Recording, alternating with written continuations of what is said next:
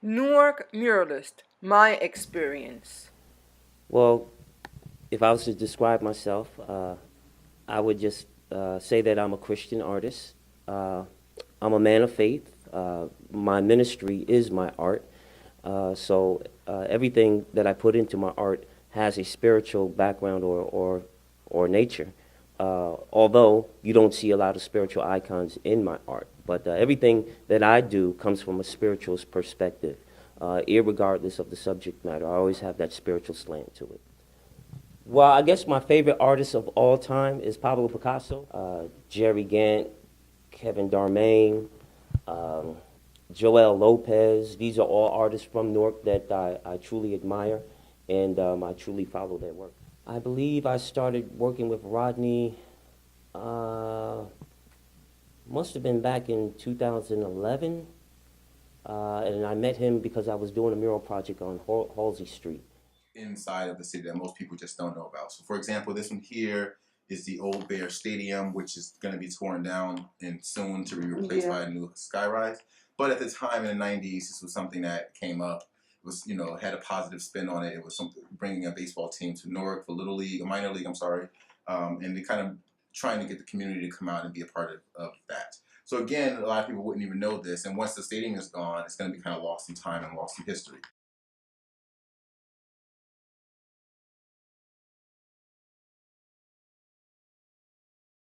How long did it take you to sketch and actively complete the whole mural? Um, I would say it took approximately, let's see, the drawing of it and took about 3 months. First, I tell you, the space was chosen first. See, some of the people in the community had lived in the areas where the jazz clubs were. The two people sitting at the table, that was a problem for me because the young lady, her grandmother, Yeah. was Marguerite Bush. She has they established this daycare center that's right up the street here, and that's where we were going to have the headquarters. That's where we were going to have store all our material and things like that. So table in the club, and they were so happy. But her name was Marguerite Bush, and that's the name of the daycare center. Well, I was working with young people who did not know anything about zoot suits or conked hair, and I don't know, you know what conked hair is? Yasmin and both of them, Yasmin and both of them, they were just freshmen, and it was unbelievable at the end of the year when we finished the mural how much she had learned. In fact, she made me feel like I was a real teacher because I had talked to them about ethnic groups.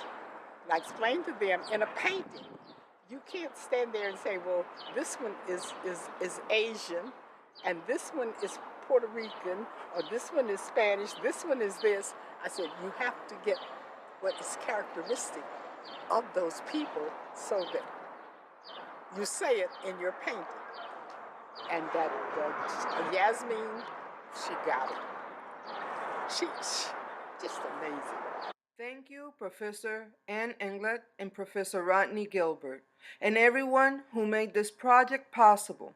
I enjoy learning about the agencies, groups, and individuals who are creating such positive impact across the city of Newark. I had the pleasure to interview three wonderful artists, Steve Green, Gladys Barker Gower, and Malik Whitaker. Three different styles, one common goal, which is to serve the community that they live in. A similar project is happening in Puerto Rico, and it helped me to understand the similitude and conflicts of my island nation and the great city of Newark. Their commitment is not to gain fame, but they do it because of the love they have for their communities. They see art as a healing tool for our future generations.